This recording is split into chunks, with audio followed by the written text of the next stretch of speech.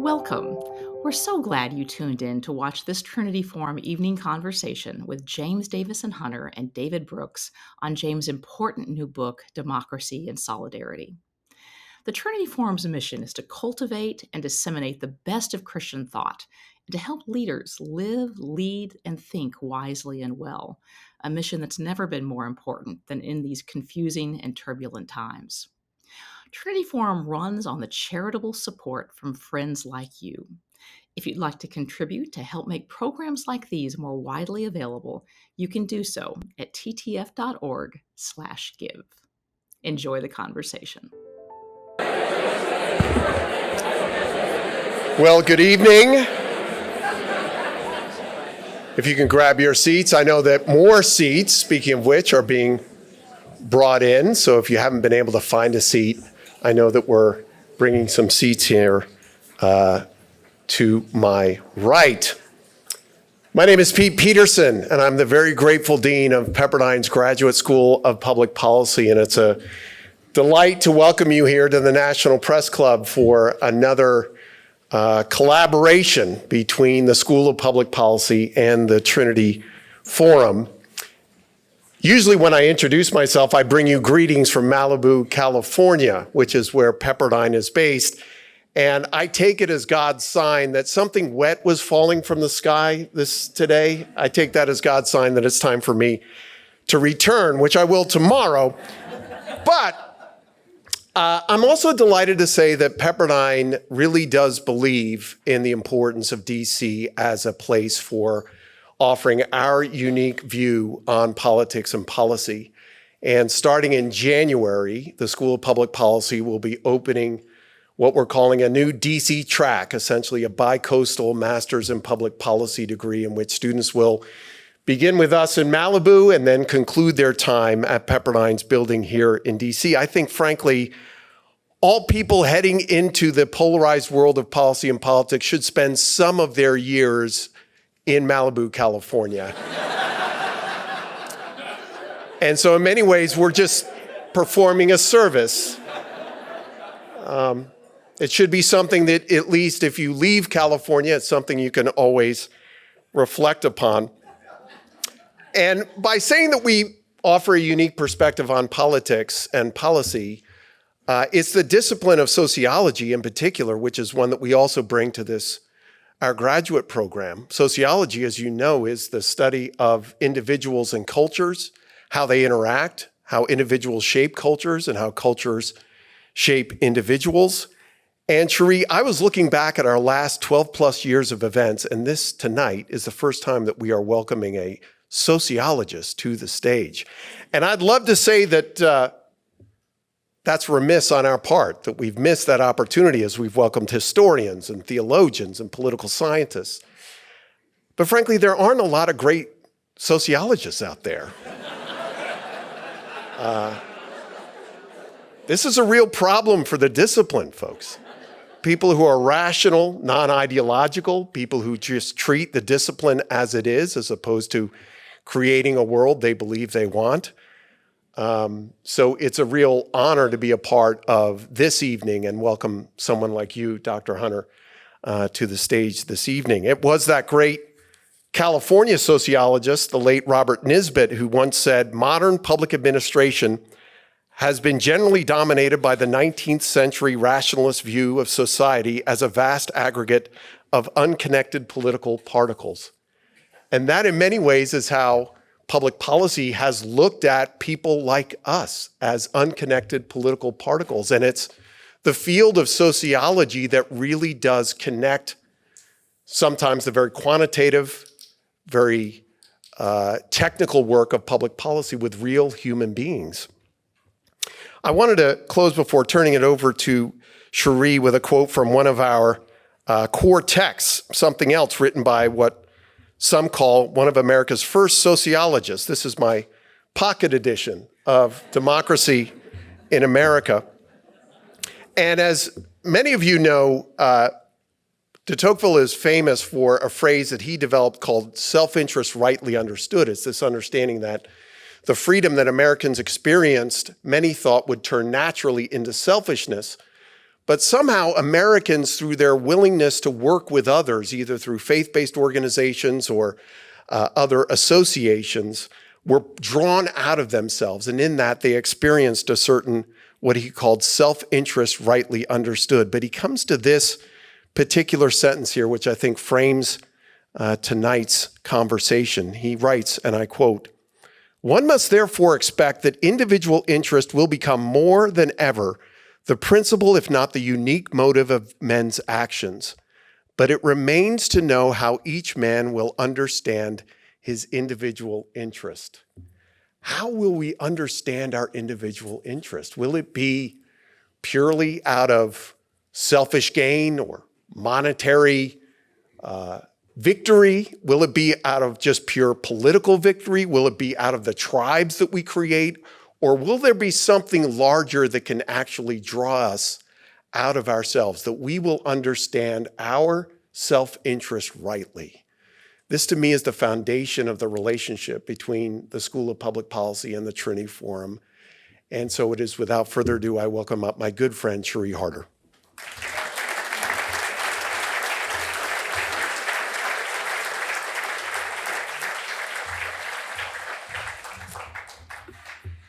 Thanks for that, Pete. And I'll just add my own welcome to all of you to tonight's evening conversation on democracy and solidarity. Pete, thank you again. As Pete mentioned, it has been 12 years the Trinity Forum and the Pepperdine School of Public Policy have been partnering to bring events like this to DC and elsewhere. And it has been just a real joy and privilege to be able to partner with you in the school. So thank you for that. I'd also just like to, in addition to welcoming all of you here, we are so thrilled to have such a complete capacity crowd. If there's anyone who kind of straggles in, I know that the balcony is not open. It is now open. You can kind of go out down the road and or down the hall and pick it up the entrance there. But thank you for coming on a kind of gloomy and rainy night. I'd also like to just welcome a few special guests. We're really delighted to have our board chairman, Richard Miles, and his wife, Phoebe, here, as well as board members George Clark and Shirley Hoogstra. Thank you for your service and all that you do to kind of help lead Trinity Forum wisely and well. If you had friends who wanted to be here tonight but couldn't make it for one reason or the other, fear not. We will be recording tonight's evening conversation. We'll be posting it probably sometime next week, both on our website at ttf.org as well as our YouTube channel, so you can tune in then. And while we are always hesitant to ever encourage people to spend more time on social media, in the next few days, we will be posting different photos from tonight's event so you can log on, tag your friends, all of those good things. If you are one of our first-time visitors or otherwise new to the work of the Trinity Forum, a special welcome to you. Part of our mission at the Forum is to cultivate, curate, and disseminate the best of Christian thought, and to host programs like this evening conversation tonight, to provide a place for leaders to wrestle with the big questions of life in the context of faith, and ultimately to come to better know the author of the answers.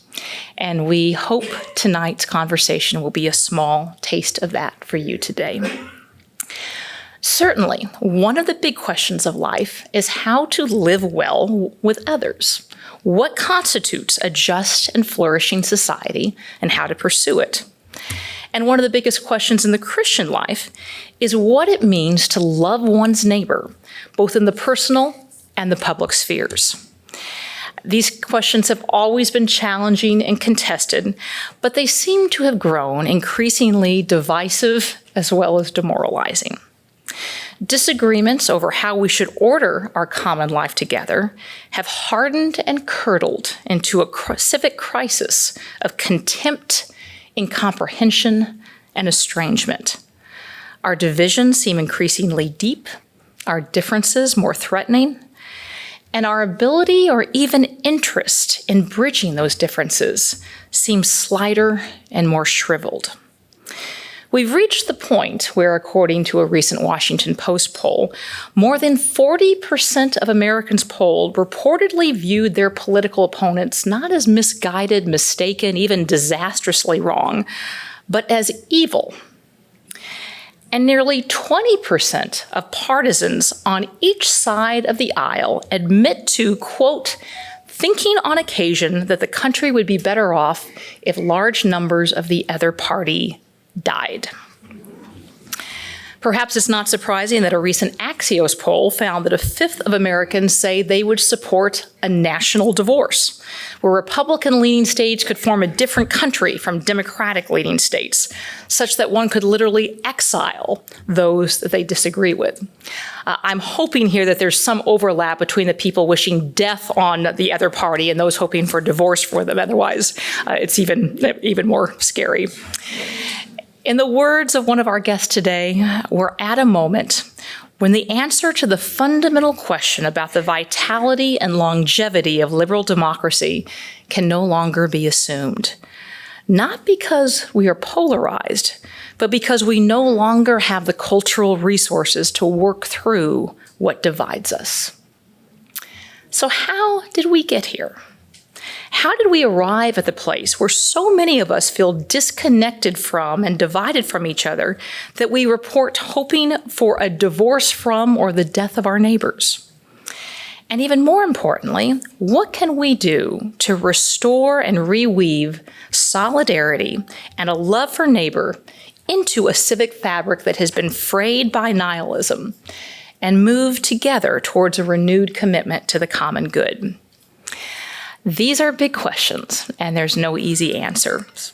But to help us wrestle with them wisely and well, I'm delighted to get to introduce two extraordinary observers and analysts of our cultural challenges. One, a scholar and a sociologist, and the other as a journalist, James Davison Hunter and David Brooks. James Davison Hunter is the LaBrosse Levinson Distinguished Professor of Religion, Culture, and Social Theory at UVA, where he also serves as the Executive Director of the Institute for the Advanced Study of Culture there. He is also, I'm very proud to say, a Senior Fellow of the Trinity Forum.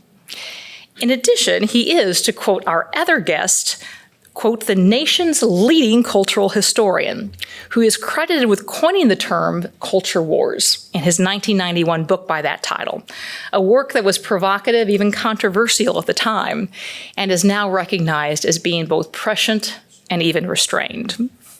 He's the author of several other influential works as well, including The Death of Character, Science and the Good, his important work To Change the World, which articulated a vision of faithful presence within cultural institutions as a hopeful model of Christian civic engagement.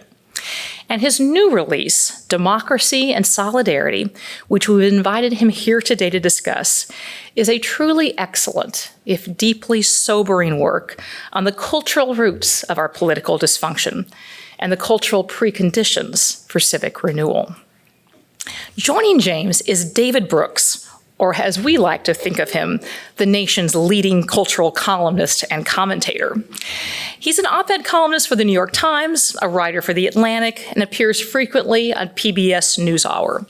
He also served as the founder of the Weave Project, which is currently at the Aspen Institute, which strengthened and expanded local efforts to build community and connectedness. He is the author of many, many books, many New York Times bestsellers, including The Social Animal, The Road to Character, both #1 New York Times bestsellers, The Second Mountain, and his most recent and excellent book, How to Know a Person, The Art of Seeing Others and Being Deeply Seen, which offers insights on rebuilding community and solidarity at a deep relational level. After a moderated conversation between our guests, we will have an opportunity for questions from the audience, so be thinking of those. James and David, welcome.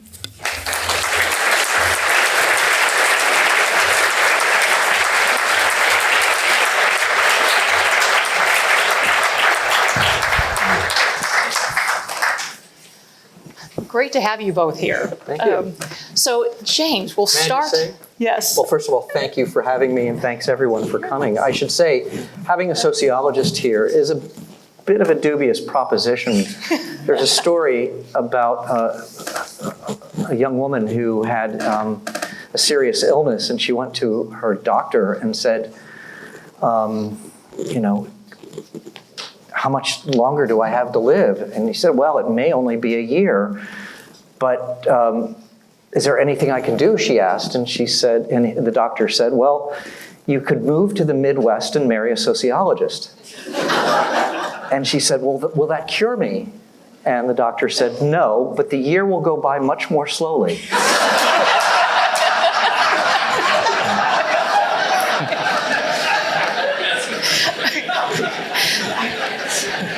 Nevertheless, James, we are really delighted that you are here. So, James, let's start with your book, Democracy and Solidarity, which is an incredibly important one, certainly a sobering one.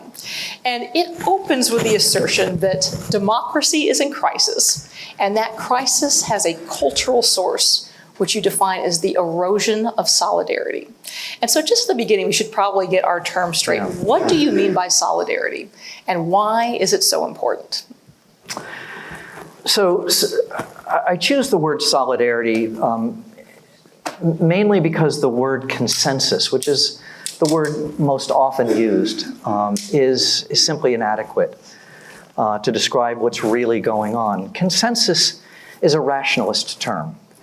It is about a certain set of agreements that are rationally derived and rationally achieved, and in a population that is as complex, diverse as ours, the concept of consensus really has limited use. It's certainly important in the realm of criminal justice, in the realm of public policy, where people do have to actually come to agreement. But most of what unites a people, and this is true not only in the realm of politics, but also in the realm of other institutional realms like the family, within religious and faith communities as well. Most of what unites us is not a rational consensus as much as it is a sense of being part of a shared project, a sense of something at stake that we share, quite apart from our differences. It is at least as much sociological and emotional as it is rational. And the concept of solidarity, it seems to me, is a more capacious idea of social cohesion. Every institution, from a family to a government, requires some agreement, some cohesion. Otherwise, institutions fall apart. Nations are ungovernable. But so you have to have something that binds a people together, that binds the people within an institution or an organization, in a family together, or it just doesn't work. It's also true in the nation. We have to have something that binds us together, and if we don't, it's a real problem. So the focus of the book was not on polarization, as you mentioned in the introductory comments, but rather on what's happened to that adhesive that at one point bound us together and that doesn't seem to be binding us together any longer. You know, David, one of the things anyone who regularly reads your columns realizes is that you came to the same kind of conclusion many years ago, but perhaps through a slightly different way. I remember reading a column of yours, I think from 2019, before the pandemic had happened, talking about the pain that you saw just when you were going out giving different speeches from people, which really stemmed from a lack of connectedness. And would love to hear you say a little bit more about how you came to that realization about the importance of solidarity and the erosion of it through essentially observation of normal people in their normal lives suffering from a lack of solidarity and connection. Well, I try to get outside Washington to get in touch with the real America, and I often go to Malibu to. And I don't know what people are complaining about. America seems fine to me. It seems very beautiful. I also want to thank Sheree and get my thank yous out of the way. I was thinking, walking over here, the first time I came to a Trinity Forum event was over 10 years ago, 12 years ago. And Trinity Forum has been central to my coming to faith. I think it's been one of the institutions that has really helped me along. I I came to faith. I became a Christian in 2013, which was like investing in the stock market in 1929. It wasn't the best moment.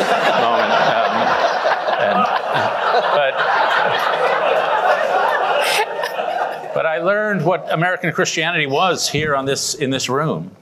American Christians, they read Andy Crouch, they read Tim Keller, they like to read James Davison Hunter, and so that's what the evangelical community is. That's what it is. And I told this to a buddy of mine who runs a seminary now, or did, and he said, "Oh, you thought it was all the Shire. You thought the hobbits were the whole world, but no, there's a bigger world out there." And then finally, one of the sayings about journalists is we have the ultimate power to choose who to be co-opted by. So we get to choose the people who will tell us what to think. And a lot of what I know about American culture, I learned from this guy. And I used to call myself a comic sociologist. So I would analyze cultural artifacts like the New York Times wedding page, which they called the mergers and acquisitions page. It was like Goldman Sachs marries McKinsey, magna cum laude marries magna cum laude. You'd never see a magna marrying a summa cum laude because the tensions would be too great in that marriage. So I think I'd be curious to know, the mega story I would tell of what happened was that when this country was founded, our founders said, well, these people are wonderful in many ways, but they're fundamentally egotistical and sinful.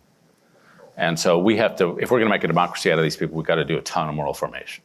And James's career has been writing in different books the history of this process. And moral formation, one of my favorite formulations, I must have got it from one of your books, is a Stowe school in England, where the headmaster says, we try to turn out students who are acceptable at a dance, invaluable at a shipwreck. And that's moral formation, or to quote the Gospel of Ted Lasso, he was asked, what's your goal for his football team? And he said, I'm just trying to help these fellas become better versions of themselves on and off the field. That's moral formation in a sentence. And so we had all these morally formative institutions, and The Death of Character, James writes about all this, and some of them were secular, some were religious, some were left, some were right, but they were just all variety.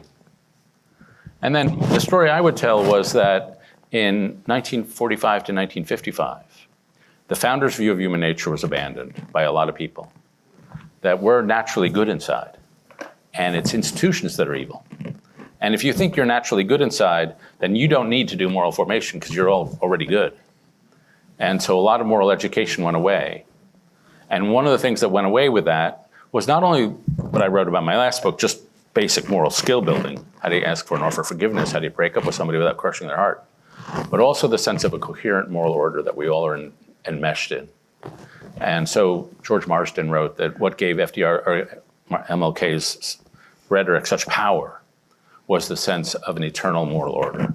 That if slavery is not wrong, nothing is wrong. If segregation is not wrong, nothing is wrong. So he had that sense of a moral order.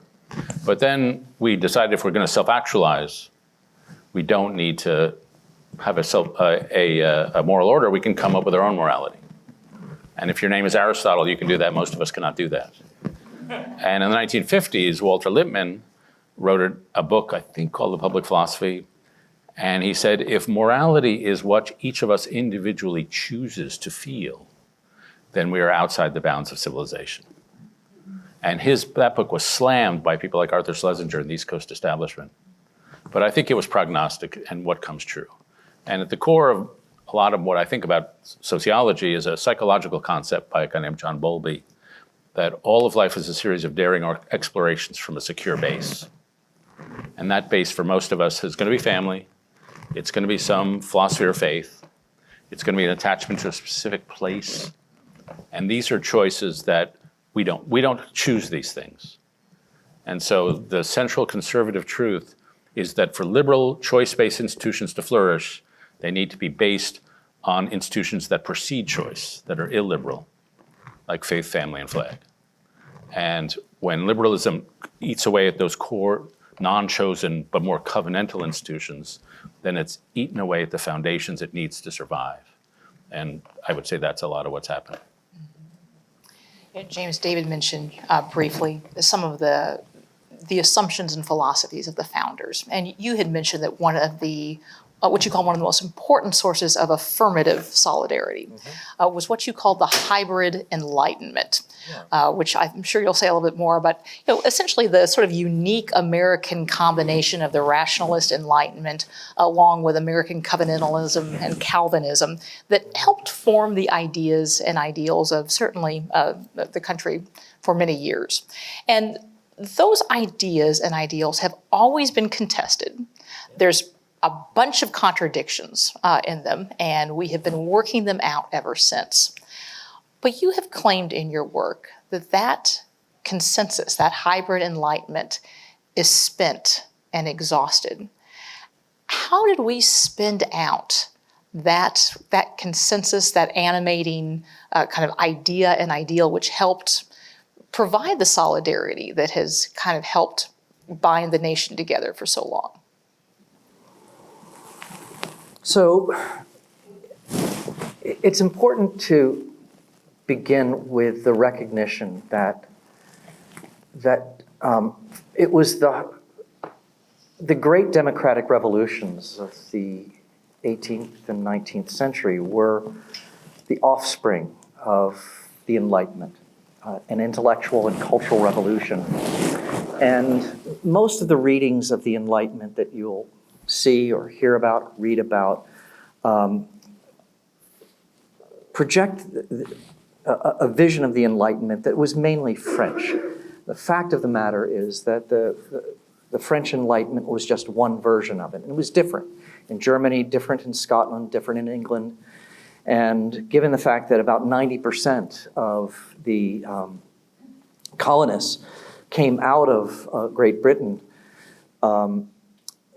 they brought the British Enlightenment, but also because most of, at least a lot of the colonists were also religious dissenters, they brought Calvinism as well. And so the hybrid Enlightenment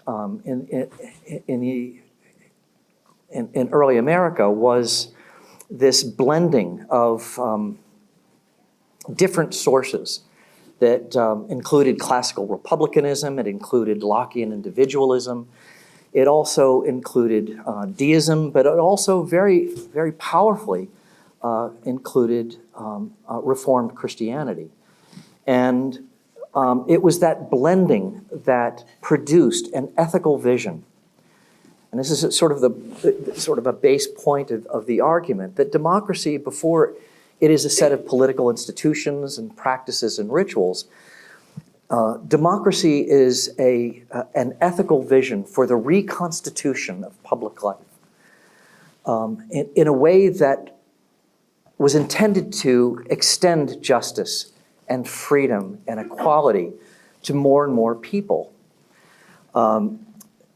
It was an ethical vision, first and foremost. And the problem with the hybrid Enlightenment was that it was inherently flawed. At the beginning, it was flawed because it promised in our political documents, and by the way, I should say that politics served that ethical vision. It wasn't coterminous with that vision, but it served that vision. It was an attempt to enact that ethical vision. But the problem was that it was flawed because it promised freedom to its citizens, but then denied freedom to large swaths of its inhabitants. It promised equality, but denied equality. It promised toleration, but denied toleration in important ways. And those were some of the inherent contradictions. So the story I tell is a story of how our political culture and our political institutions have worked through these contradictions over the course of its history in ways that would ultimately expand the range of freedom and equality and toleration to more and more people, that the nation would in fact become, would live into those ideals. So the problem is that I think over the course of the past 250 years, and especially in the course of the 20th century spilling into the 21st, is that elements of the hybrid Enlightenment have evolved in ways that are now perversions of their own highest ideals. I see this on the left, and I see this on the right. Just one illustration. There's a lot of talk today about white Christian nationalism. The fact of the matter is that throughout the 19th century, the political culture was filled with the ideas of millennium, of a kind of post-millennial perfection. It drove nation building. It was extraordinary, and it was held across the board. It was secular, it was religious, it was white, it was black. White Christian nationalism was in fact a nationalism that was embraced by everyone. And when you read some of the sermons written by African-American bishops and pastors, they're communicating the same vision, a vision of hope, really. And this was even at the time of the nadir, the worst moments of discrimination in the 19th century, early 20th century. So where do you find sort of that vision of hope anymore? One of the points I'll make very quickly before concluding here is that I tend to look at culture not only on the surface of what is visible really to everyone, but also into what is implicit, what is taken for granted. And at the heart of a culture are the answers to basically 5 questions. What is the nature of reality? How do we know reality? Who is a person and a member of the human community worthy of its privileges and protections? How do we treat other people? And what is the point? What is the direction of it all? The heart of culture in its most taken for granted and most powerful form are the answers to the question of metaphysics, epistemology, anthropology, ethics, and teleology. So when you dig deeper underneath, what you find is that there is no longer any agreement about the nature of reality, how we know reality, who is a member of the human community and worthy, a citizen, worthy of its protections. You cited the statistics yourself. Of course, no agreement on our public ethics. And then finally, we have no story that we share in common about the nation, of where it's come from, where it is, and where it's going. So at the deepest levels of our culture, there's no solidarity, there's no agreement, and there is this unraveling that leaves us in, I think, the pickle that we're in right now. David, I want to ask you about James' questions about epistemology, ethics, and metaphysics. In your book, How to Know a Person, you quote, I think it was Parker Palmer, talking about how every epistemology has an ethic. And we're at a time where, as James was saying, we have there's big differences not only between our conception of right and wrong, better or worse, but even, true or false, real or unreal. You're in the business of essentially trying to help define and describe reality for your readers. How do you think about doing that? When there's so much contestation over what's real and true, how do you encourage a solidarity and an ethic of that when our epistemology seems so messed up? Yeah, I wish there was only contestation. I wish it was only that we disagreed. Mm-hmm. And so one of the things I like about James's work is that you stay in the depths of reality. And so solidarity is just a better word than community. And God knows it's better than social capital. And so, there's a phrase I read recently that the Christian concept of forgiveness is just a deeper concept than the secular concept of tolerance. And so every secular concept, there are deeper concepts that are more capacious of the whole human condition. And so to me, one of the core problems is not only that we disagree, but we've got internal moral chaos.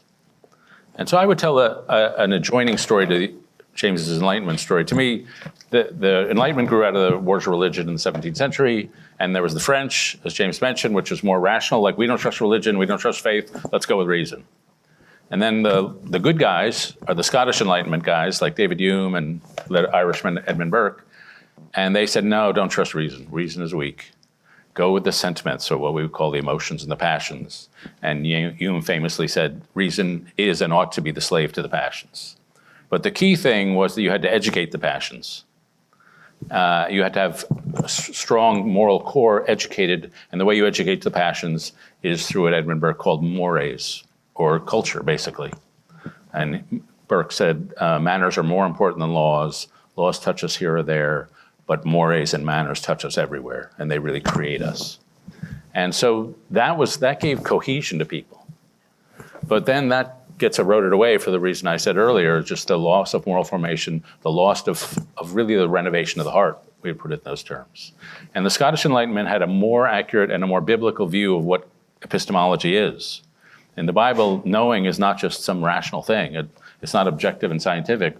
Knowing can be scientific, but it can also, to know is also to have sex with, enter into a covenant with. It's a whole person process. And so to me, when the passions of the heart are unformed, you become slave to the passions.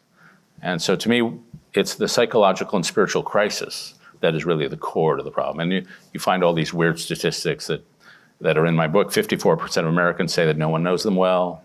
The number of people who say they have no close personal friends is up fourfold since 2000. The number of 40-year-olds who have never been married was 8% 20 years ago, and now it's 25%. And so and then that is accompanied, sadness and meanness is accompanied with intense depression. So, or pessimism, maybe you could say it. And so you look at the number of high school kids who say they have no shot at success because America's so unfair.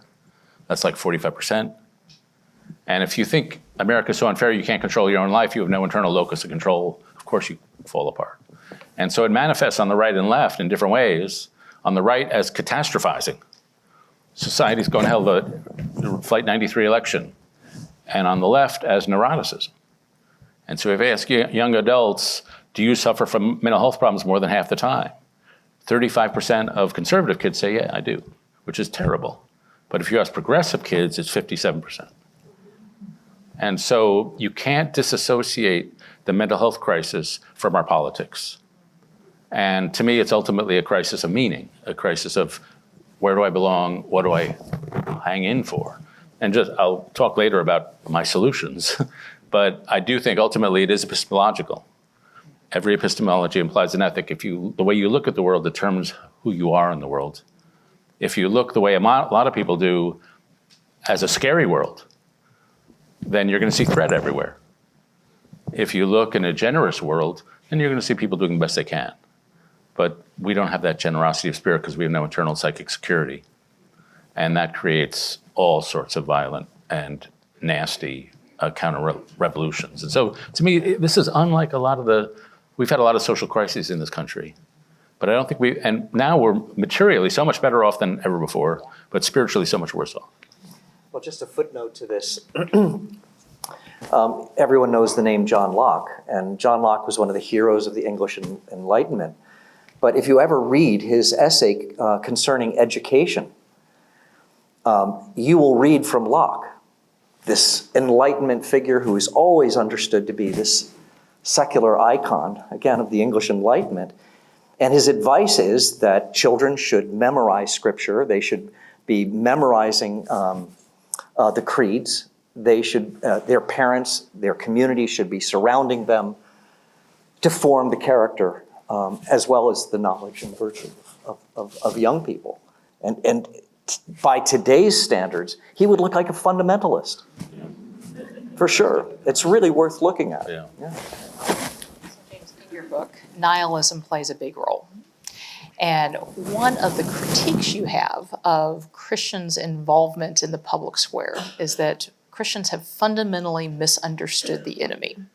and have been so focused on culture war issues that they've missed the most important culture war, which is against nihilism.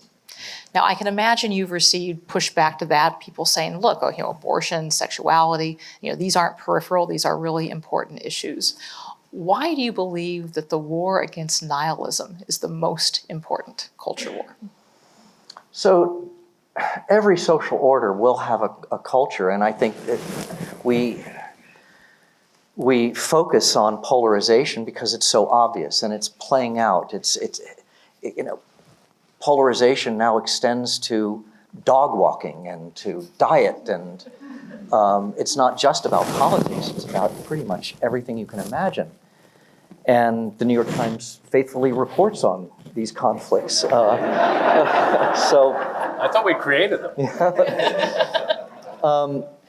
But part of what I think is interesting is that underneath the polarization and what seems to be these incommensurable claims of one side against the other and vice versa, that a new culture, in fact, a new common culture has actually emerged and is underwriting our politics today. Again, culture underwrites our political system, and I think fundamentally it is a culture of nihilism. And it's nihilism, when Nietzsche writes about nihilism, he talks about it as being both passive as well as active. And the passive nihilism is the nihilism that we've been reading about from social scientists for the last 150 years.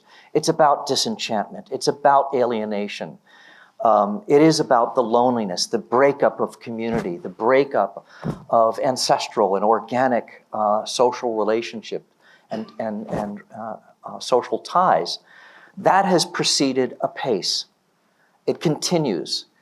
It's not written about much these days in the social sciences, but what used to be called the mass society critique is every bit as valid today, and more so, in fact, than it was when it was inaugurated, in the middle of the 19th century. What's new is, I think, the active nihilism. And active nihilism is essentially a cultural logic. Cultural logics are not about truth. Cultural logics are about meaning. And the dominant cultural logic is a logic that begins with a narrative of injury, a narrative of woundedness. And what it leads to is the search for the cause of that injury or that woundedness, and ultimately it leads to an ethics of revenge. And that cultural logic is at play every bit as much on the right, every bit as much among certain Christian voices and Christian communities as it is on the left, and vice versa. It's a shared culture. So how do we fix something like this? I know that's eventually where you're going. We have to take the full measure of the crisis that we're in. And my argument is that what used to underwrite democracy, which was a flawed, but nevertheless inspired and ultimately humane vision that contained the ingredients for self-correction and for improvement, that's largely unraveled. And what's replacing it is this culture of nihilism that's animating our party system. It's animating our candidates and how they treat each other, look at each other's supporters, and so on. And until we understand the depth that the enemy is in fact not the other side, but in fact the enemy is the nihilism that insinuates itself within almost all of our public institutions, and not least our political institutions, we're really not taking the full measure of the crisis in front of us. Well, you anticipated what the next question would be, which is, yes, what do we do? Now, you have argued for what you called a renewed moral imagination and a reconstituted humanism. David, I think you have said before that the revolution will be moral or it will not be. What does a reconstituted humanism look like, and where would we even start? Go ahead. Yeah, first I would tell a slightly different story about the act of nihilism. Psychologists have a concept, the hardest thing to cure is the patient's attempt to self-cure. And so you take the nihilism, you take the loss of inner moral coherence, and people try to fill that with politics. And politics is a seductive form of social therapy because it seems to give you a sense of belonging. I'm part of Team Red or Team Blue, but you're not really in community. You're just hating the same people. It seems to give you a sense of moral action. I could take action to help the world, but you're just being indignant on Twitter. You're not sitting with the homeless, you're not sitting with a widow or serving the poor. And it seems to give you just a sense of purpose, but it just lands you in moral war. And so people aren't, in a normal society, you have the politics of redistribution. Where should our resources go? But we live with the politics of recognition, which is, I need to feel affirmed, and I need to feel you ashamed. And so that's this self-therapy that's so destructive. Now, where do we start? I mean, I'll tell you a story of someone who was part of a moral renewal movement, or experienced it in her own life. So there was a woman in Amsterdam in the 1930s named Etty Hillesum. And Etty Hillesum was a very disturbed, unimpressive, spoiled, and narcissistic young woman. And she keeps journals, though. And as narcissistic people do. Which is not to say all journal keepers are narcissists. Only in my experience, but I'm sure there are others. So she's a mess. The Germans invade, take over Amsterdam, and she barely notices in the journal. She's all about herself. But as the occupation lingers, she begins to see families disappearing. And she begins to enter the minds of others. And at one point in the turmoil, she said, I was knocked down on my knees to pray. She had not been religious at all. She said, I found myself a kneeler in training. And as the hardship goes, she begins to really see others. And amid the cruelty, she refuses to not see others. And you see her journals getting more holy and spiritual. She volunteers to work at the work camp where Jews were taken before they were shipped to Auschwitz. And she is like a saintly figure there. And she writes, the misery here is quite terrible, but some nights walking along the barbed wire fence, I feel God's presence, I'm in joy. And it's just this spiritual flowering of a person in a very short couple of years. And she was eventually killed in Auschwitz. But her biographer writes of her transformation came about through her practice of close observation. It was the act of closely observing others that brought about a spiritual awakening in herself because she really could see others. A woman with a similar life, a Jewish woman also of the same age, was Simone Weil. And Simone Weil similarly said, attention is the ultimate act of generosity. And prayer, as she says, is unmixed attention. And when I read that, I thought of an interview that Dan Rather gave or had with Mother Teresa. And he asked her, when you're praying, what do you think of? What is God saying to you? Oh, no, he asked, when you're praying, what do you say to God? And she says, I don't say anything to God, I just listen. And Dan Rather says, well, what is God saying to you? And she said, oh, he's not saying anything, he's just listening. And that act of mutual listening, I think, is a beautiful, somehow a mystical concept. So that idea of the power of attention brings forth a spiritual renewal in the world. And so, in my view, it's how we attend. It's that act of attention that is the early part of moral renovation. And so in my last book, I tell the story. I had a diner in Waco, Texas, and I'm having breakfast with a lady named LaRue Dorsey, who presented herself to me as a stern disciplinarian, tough drill sergeant lady. She'd been a teacher before she turned 93, and she said, I love my students enough to discipline them. And I was intimidated by her. Into the diner walks a mutual friend of ours named Jimmy Durrell, who pastors to the homeless in Waco. And he comes over to our table, and he grabs Mrs. Dorsey by the shoulders, and he shakes her way harder than you should ever shake a 93-year-old. And he says to her, Mrs. Dorsey, you're the best, I love you, I love you. And that stern disciplinarian turns in 1 second into a bright, eye-shining 9-year-old girl. Through the power of his attention, he brought forth a different version of her. And so to me, in all these cases, social renewal and personal renewal are intertwined. And it begins with that first act of attention of seeing the other person with the eyes of Jesus, basically. Yeah. That's the first early step. And then when you do that, then you can get better at the things I read about in the book, which is how to be a good conversationalist, how to be a good listener, the basic moral skills. I had a student at Yale who, she'd had 4 boyfriends, and they all ghosted her at the end. And nobody had ever taught those young men, A, it's only decent to have a breakup conversation, and B, here's how to do it. And so, of course, she was filled with distrust because she thought, of course, the next guy's going to ghost me at the end, vanish. And so to me, it begins with that fundamental act of human attention. So, yes, I mean, I think the question for me, as a sociologist, for all my sins, is because I think you're exactly right. And I think what's happened over the course of the history of modernity and now late modernity is that the social conditions that allow for that kind of attentiveness and recognition have largely disappeared. And in part, identity groups are compensatory social organizations for what used to be provided by communities, whether they were faith communities or families or just sort of local organic associations.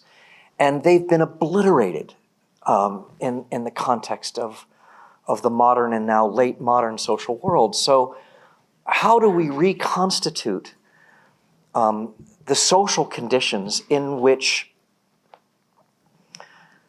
people can learn those skills again, to be seen, but also to see? And I think this is a place where the church has a lot of experience. It can lead in ways that are spectacularly beneficial to address that problem in ways in which we don't need to find these shallow substitutes for the real thing. And it seems to me that's in part the conversation that you and I need to continue to have for how to scale the very personal upward in a way. Yeah, I'm going to try to convert you to being the wildly unrealistic optimist that I am. So first, just a little historical story. I read a book during COVID called The Politics of Disharmony by a great political scientist, Sam Huntington. And he says, I'm reading American history. I don't really believe in cycles of history. But every 60 years or so, America seems to go through what he called a moral convulsion. And these are times when people get disgusted with established power. There's great levels of distrust. Formerly marginalized groups demand to be included. A highly moral, passionate generation comes on the scene. There's some sort of new form of communications technology. And Huntington says, well, it happened in the 1770s with the revolutionary generation, happened in the 1830s with populism, Andrew Jackson, happened in the 1890s in the Industrial Revolution, happened in the 1960s with all the turmoil there. And these are moments where we have to chop up the culture and a lot of the institutions that used to work and are no longer working for us. And so writing in 1981, he says in this book, I don't know if I believe in 60-year cycles, but if it happens, sometime around 2020, we'll have another moral convulsion.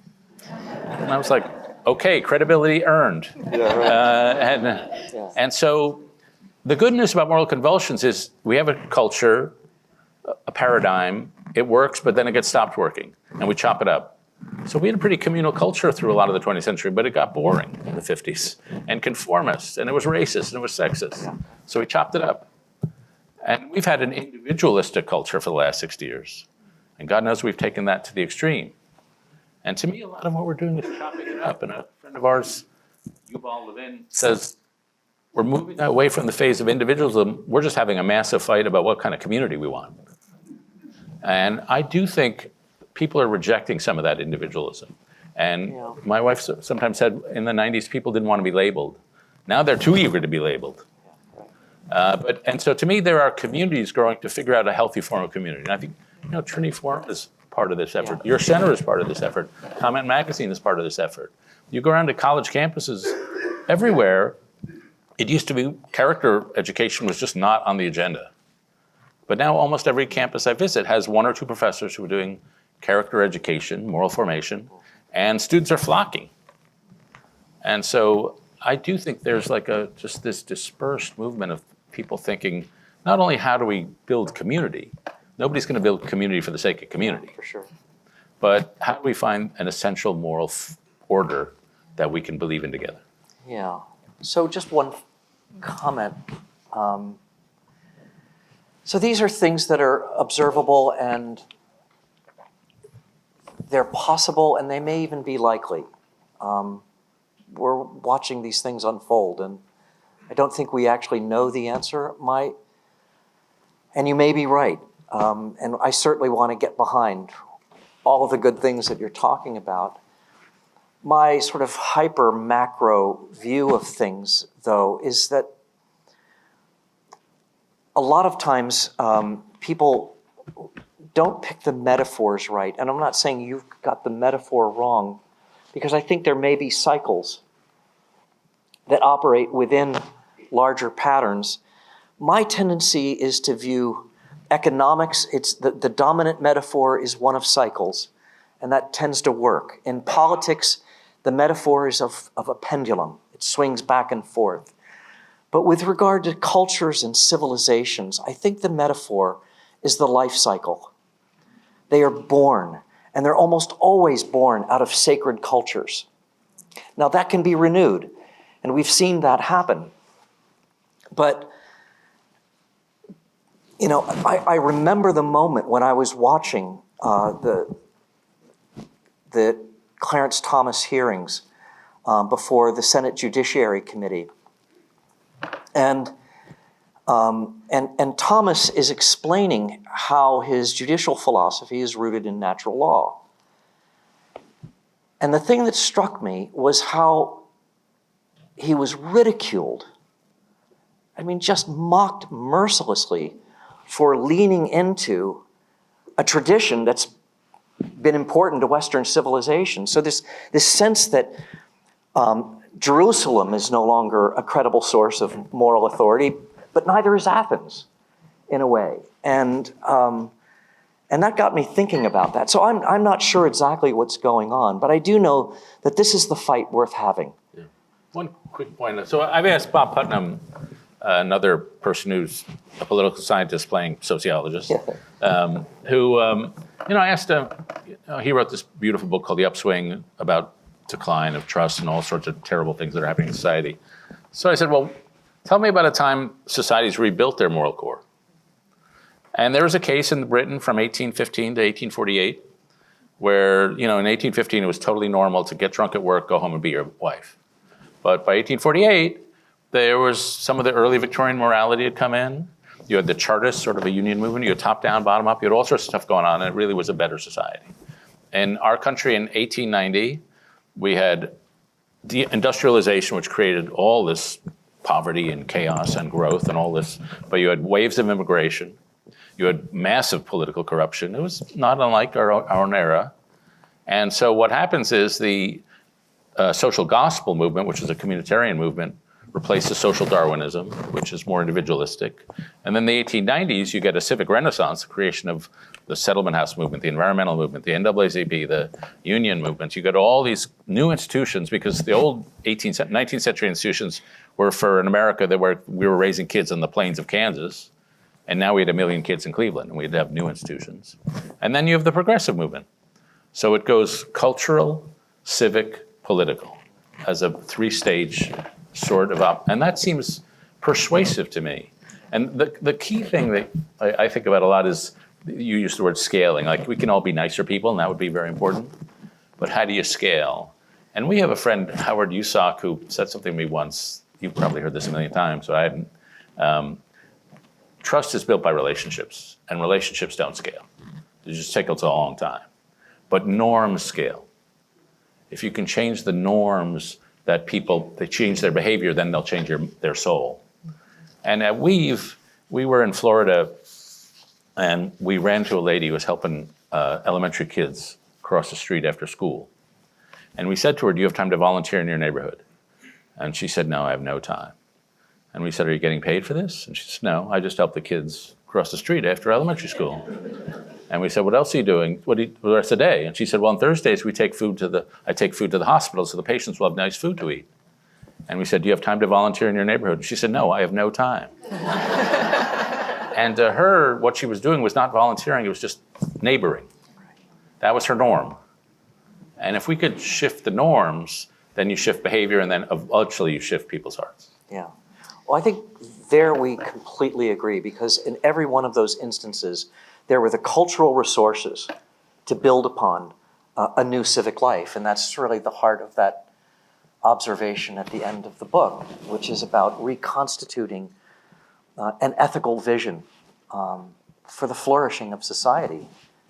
And there, I think that historic Christianity offers tremendous resources. In a way, there's the possibility of reviving the hybrid Enlightenment, but reviving it in ways that recognizes that we are an even more diverse society, and in a way can draw upon even other resources that are new, in a way, too. Well, there's so much more that I could ask, but we're going to turn to you all for questions.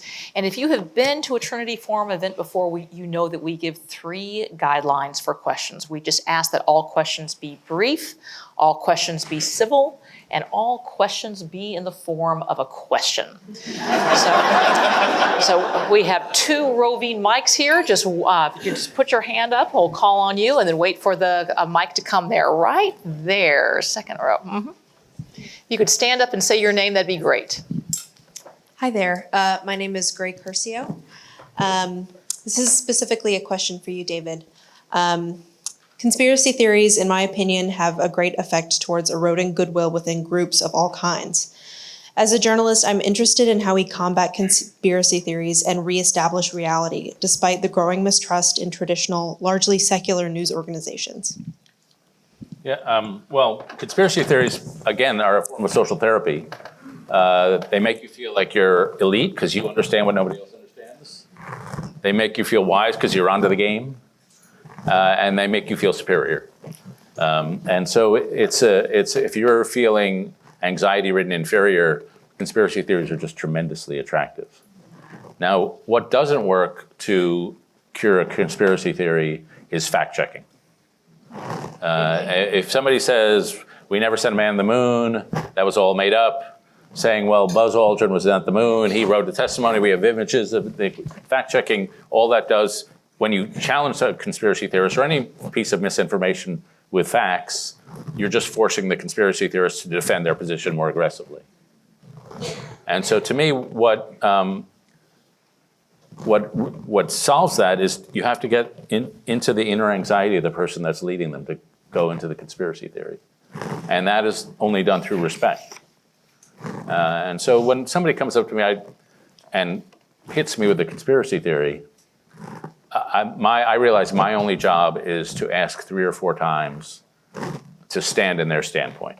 It's like, where are you coming from? Tell me more about what you believe. Tell me more about what you believe.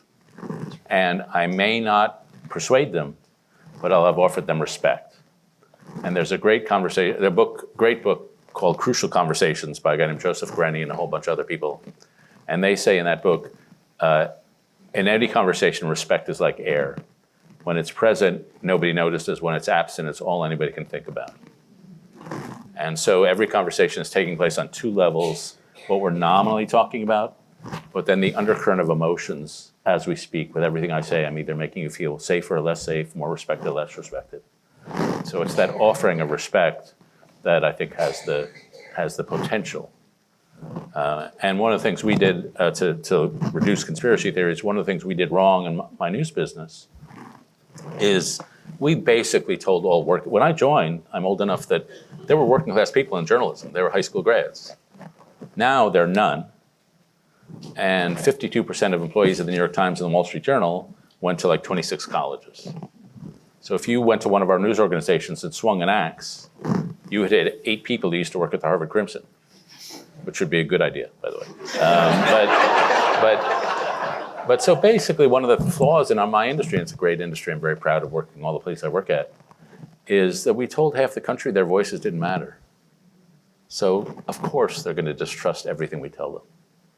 And so it's that underlying exchange of respect is the way to address misinformation and conspiracy thinking. I would only add that conspiracy theories are about meaning making. They're not about truth. They think it's about truth, but it's really about meaning making. And everything else that David has said is exactly right. Right here in front row, Elizabeth. Thank you. Elizabeth Oldfield, and I'm coming from the UK and feeling very strongly that we're about 7 years behind you. The deep, deep division that you're experiencing, the data shows, is not quite as entrenched in the UK, but we're on the same trajectory. And my sense is that our shared institutions, particularly the BBC and the Church of England, acted as a bulwark for a while. You know, we had a shared story for longer. We had shared rituals. We had a sense of shared belonging, and that's all going. So I guess my question is, if you could go back in time 7 years to a decade ago in the US, what could have been done then so that I can go home and see if we can do that there? Who wants to take that one? Good. James. I think we have a real leadership problem. I think, and that leadership problem is not only political, it is within the most important and influential institutions of our society. And I think part of that problem is a problem of the moral formation of leadership. I think it is the lack of imagination, of moral imagination. And I would say a lack of courage is probably the most obvious thing that's missing right now. I think there are people who genuinely want to contribute in important and influential ways and in sacrificial ways. I don't think a lot of them have the moral imagination to know how to do that, and especially in a context where social media, the media more broadly, is just relentless at deconstructing and attacking and undermining any effort of goodwill in the public sphere. Elizabeth, if I could go for 1 30-second. One of the things we notice when we go to the UK is pub culture. And you see 8 guys hanging out just talking for hour upon hour. And when we're in those pubs, Ann said this once, my wife Ann, and Ann Snyder, I should remember my wife's name, editor of Comment magazine, but that the guy culture seemed healthier. And I would say that seems true in most places around the world. So just to have guys with deep friendships, and Brits are funnier than we are. I grew up in a culture, I say this in my book, my joke, I grew up in a culture, our family was think Yiddish, act British. And so we were super Anglophilic and tried to be funny, but that culture of male camaraderie is still strong in the pubs. And the culture of male isolation is stronger here.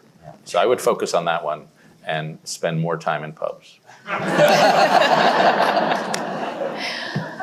Other questions right here.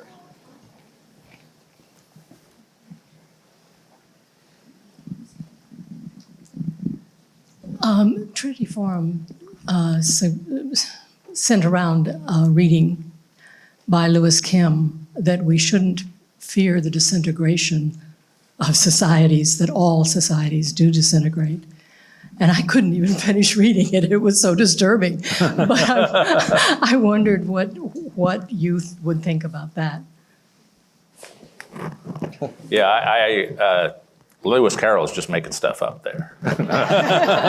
He was good at it. No, I'm terrified of disintegration of societies. Like you think living in a poisonous cultured society, try living with anarchy. And even moral anarchy. And, I do think, I wrote a book called The Social Animal. I think we're formed in society. We're not primarily individuals. We're primarily nodes of relationship. We're formed by relationships come first. Individuals emerge out of relationships. And you take people who are really isolated, even the little example of the Romanian orphanages, where they were raised really without society. And, a third of the kids died by age 3, because without the loving touch of their mom or anybody, the neurons didn't connect. And so I do think it's the thing to be feared most, is the dissolution of society. Yeah, I think that's a big, in a way, the story I tell in Democracy and Solidarity is a story about the disintegration of the cultural infrastructure that makes that kind of healthy cohesion possible. And because I'm looking at what I call the deep structures of culture, not just the surface, it's going to take a while. Nothing's inevitable here. There's always a fight to be had, and the question is knowing how to be strategic about that fight, to know what to fight for, what's possible, as we rebuild the fabric. I think this metaphor of weaving and reweaving is a really beautiful, but also very apt metaphor for the long, hard work. But I always say that, and I say this as a historical and cultural sociologist, that if we're not looking out 100 years, we're not serious. The idea that we can fix this in 5 years or in the next election cycle is just naive. These are civilizational issues, but they can be addressed, and addressed constructively. We'll take one more question. Let's see, all the way in the back there, standing. Standing up in the back.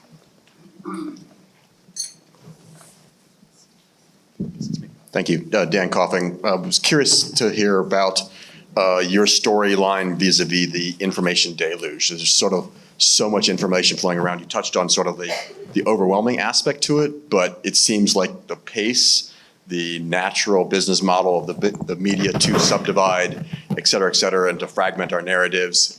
There's all these sorts of forces against cultural cohesion that I'd like to both understand how an individual sort of bears up under that, where the mass of information is bigger and bigger, as well as sort of any sort of revolution or progress given that situation. Thank you. Well, I'm hoping that David will answer this in a much more hopeful way than I will. I'm pretty melancholy about that. We are in the middle of a new information revolution, and most of these major changes and transformations are double-edged. There's a positive side. I'm very glad that I can be in touch with my kids or grandkids in a case of an emergency just by texting them. I love that. There's so many other things that I really don't love about social media and about the new information technologies. Again, I think what we are seeing is a kind of informational anarchy, and we don't have the capacity to make up public ethics along the way. Again, we're dealing with a technological change that is moving faster than our capacity to think ethically about it. And so it feels just deeply confusing. And, in every civilization, there are weak institutions and strong institutions. And of course, in the Middle Ages, the church was a very strong institution. Now it's a very weak institution. Family is a weak institution. And against the onslaught of these new information technologies, which are very powerful institutions, individual families, individuals themselves really do struggle. And I think they find it as confusing as I do. And anyway, so again, I think this is a place where leadership could make a very important difference. But where do you begin with that? David, please. I'm going to cheer you up. Else we're going to go home and suck on the gas pipe and it'll be over. So there was I saw a Substack essay. It was about the evolution of culture, or the deterioration of culture. And he had a little fish, which was culture. And culture is things like, Bach, Chartres Cathedral, Mozart, early Taylor Swift. And so that's one fish. And then a bigger fish comes along to eat it called entertainment. And that's TV. And then behind that comes another fish that's bigger called distraction. And that's what TikTok is. It's not an experience, it's a distraction. And then another even bigger fish comes along, and that's called addiction. And TikTok is addictive. And so we're basically going the wrong way down the dopamine cycle. And so everything is like a quick dopamine hit instead of a long sort of sense of understanding. But again, here's where I turn on the who was that little child star? The Shirley Temple. Like the Shirley Temple of the New York Times. And so I think we're learning to control. I think every technology, it takes us a little while. And so I've been pretty impressed by the reaction to Jonathan Haidt's book, The Anxious Generation. 1 million copies sold already. I hate the guy. But it was seized on because people know we have a problem. Right. And he named it. Yeah, he named it and he gave you concrete things, no phones in schools, like concrete. And then, earlier before Jonathan's book came out, a friend of a lot of ours, Andy Crouch's book came out, TechWise Family and others. And Andy has some basic rules. Like, he doesn't look at a screen until he goes outside in the morning and looks at the sky. No screens in these rooms, some screens in those rooms. Tech Sabbath, an hour a day a week, a month a year. And that's a way of controlling. And Andy's a little happier than the rest of us these days. And so, in my view, a culture is a collective response to the problem of the moment. And people figure stuff out. You got to have faith in human innovation to figure stuff out. And to me, culture changes when a small group of people find a better way to live and the rest of us copy. That's the story of the early church. And so, in my view, when I see Andy, I think he's happier than I am. I'll get off Twitter, at least for an hour a day. But I do think the adaptation of a society, you're right, the civic infrastructure is not there, but the energy is there. Like, we're a very energetic people. Well, and especially in, I would say, the middle classes that are cognizant of this. I think those resources are lacking in poorer communities. And it seems to me that's, again, one of the places where churches can intervene in very constructive ways. James, David, thank you so much. We are going to give you a last word in just a second. But first, wanted to share with each of you an invitation, which is to join the Trinity Forum Society. Or support the work of the Trinity Forum as well. We are you wouldn't know it to look here, but we are a teeny tiny nonprofit with 70% of our funding coming from friends like you, all individuals, with a huge mission. We are trying to set the table for the most important conversations, the ones that draw on all aspects of our personhood, heart, mind, soul, and strength, to basically kind of provide the place for the renewed imagination, the renewed humanism that James talked about, and to invite other people in. And to do all this when the culture pushes us in very different ways towards distraction, towards disorientation, towards a deep nihilism. So much of giving is driven by fear, loathing, and urgency, and we would encourage you to invest in something very different, which is a broader, deeper moral and spiritual imagination over the long haul. For those of you who become members of the Trinity Forum Society, there are a whole variety of benefits as well. You get a subscription to our quarterly Trinity Forum readings, our daily What We're Reading list of curated reading recommendations, and we will also, as a special benefit, give you a signed copy of James Davison Hunter's book, Democracy and Solidarity. So you can do all of that just outside at the table, right where you registered, and we hope that we'll be able to welcome you into the Trinity Forum Society. That book is also, I should mention, available not only with your new membership, but with any gift of $100 or more. As we wrap up, it is always appropriate to end with thanks. And as you might imagine, there were many people whose involvement helped make tonight possible. So I just want to thank our sponsors once again. Thank all the folks who helped make this happen. Our excellent photographer, Clay Blackmore, my colleagues, Tom Walsh, Campbell Vogel, Brian Dascom, Marianne Morris, our new office manager, McCrae Henke, as well as Heidi Little.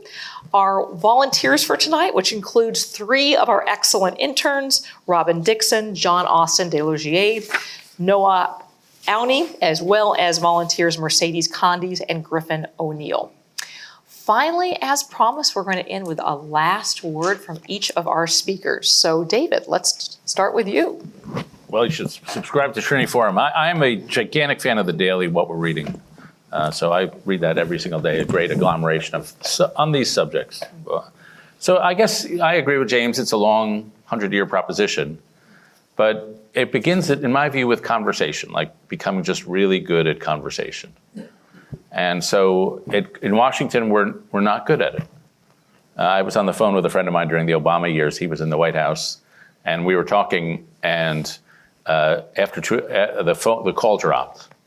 So I thought, oh, he'll call me back. It'll take a minute. He'll realize the call has dropped. So I wait 2 minutes, and then 4 minutes, and then 6 minutes, and then 8 minutes. And I finally call his office, and I say, can I speak to so-and-so? And his assistant says, oh, he can't talk. He's on the phone. And so I say, no, he's on the phone with me. He does not realize he's been bloviating for 10 minutes.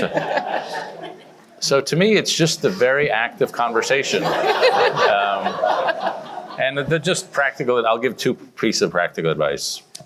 I was at Chicago with a buddy of mine named Nick Epley, who's a psychologist at the business school there.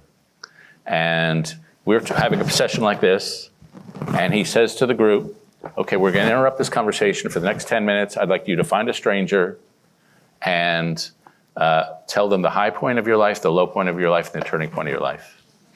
And everybody groaned. And he said, how many of you don't want to do this? And 80% of the hands went up.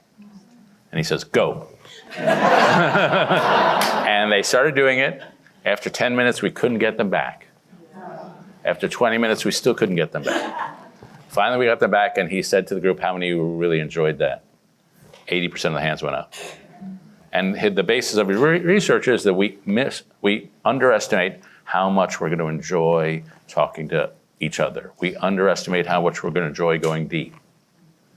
And so it's that act of conversation is, to me, is that weaving activity.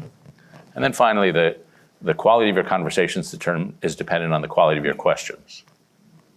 And I come to conclude only about 30% of humanity are question askers. They're just not curious about other people, the rest. And the sad part is we were all once great question askers because we were all formerly 4-year-olds. And I'll tell one quick story. I have a friend named Niobe Way who teaches 7th grade boys how to be a journalist, how to ask questions. And the first time she did this, she stood in front of the classroom and she said, shoot questions at me, I'll answer it honestly. And the first boy said, are you married? And she said, no. And the second boy said, are you divorced? And she said, yes. And the third boy said, do you still love him? She was like, whoa, whoa. And she started crying. And she said, yes. And the next question was, does he know? And then the next question was, do your kids know? Like, just the boom, boom, boom. So on your way in the elevator, ask uncomfortable questions. James, last word is yours. I know I have a reputation, at least among my colleagues, that no one does pessimism better than me. I did write a book called The Death of Character and Cultural Wars and so on. Yeah, and the story I tell is a dark story, and I work really hard to tell the truth. It's carefully researched, and but I want you to know that I may appear pessimistic, but I am full of hope. You know, I teach classical social theory, and of course you all know the line from the Communist Manifesto that all history is the history, heretofore history is the history of class conflict. Well, I have a colleague who started a different book, his own book, with a version of that line, which I think is exactly right. He said, in fact, all history is the history of human longing. And though we live, I think, in dark times, and there are forces over which we have very little control that are at play in our moment in history, I know for a certainty that people are yearning. They are longing for something better. And our task, I think, is in speaking to that. We are yearning to flourish. And in some ways, some of us are flourishing, at least in material ways. But in spiritual ways, in emotional ways, we are just dying inside. And here's a place where, again, I wouldn't say that Christianity has the only answer to this. I think but it's certainly a religious tradition that offers really powerful, important answers to those questions. And in a pluralistic society, you wouldn't expect Christianity to be the answer for everyone, at least empirically speaking. But the Christian faith provides cultural resources and long centuries of practice that speak to these yearnings. There's a dark side to that as well, as we all know. I knew we were going to go there. But the final word is that those resources point to hope. David, James, thank you.